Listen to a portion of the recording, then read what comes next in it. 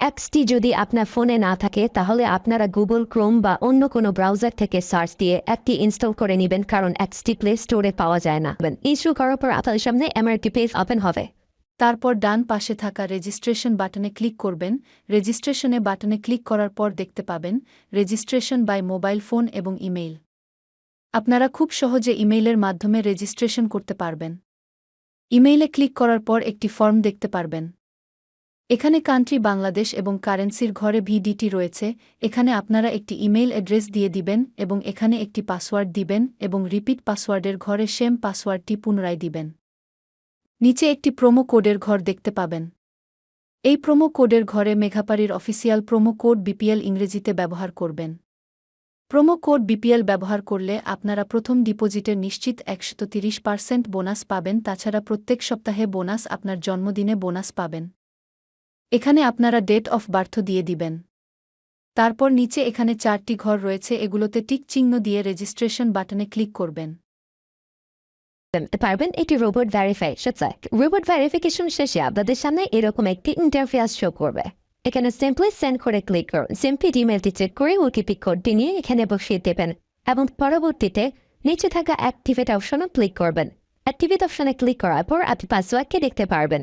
এখান থেকে একটি স্ক্রিনশট নিয়ে নেবেন এবং এখানে ক্লিক করে এদিকে কপি করে নেবেন। তার পরবর্তীতে নিচে নেক্সট ক্লিক করবেন।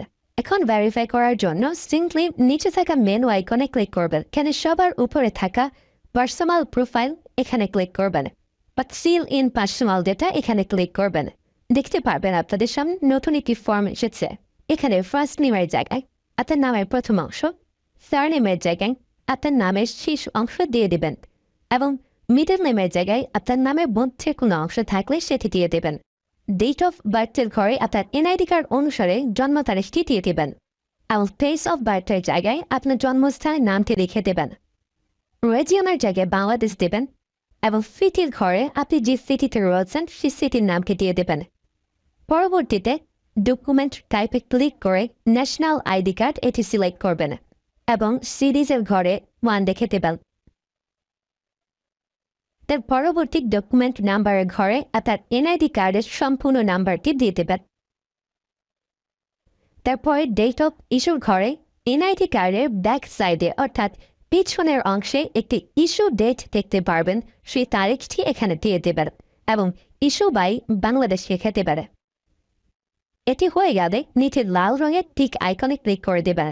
নাম্বার অ্যাড করার জন্য ফোন নাম্বারের পাশে লিঙ্ক অপশনটিতে ক্লিক করবেন। এখানে ক্লিক করার পর এরকম একটি পেজ ওপেন হবে। এখানে 0 ব্যতীত বাকি নাম্বারগুলো দিয়ে দিবেন। নাম্বারটি দেওয়া হয়ে গেলে সিটটির নিচে থাকা নেক্সট বাটনে ক্লিক করবেন। নেক্সট বাটনে ক্লিক করার পর আবার একটি রোবট ভেরিফাই আসবে।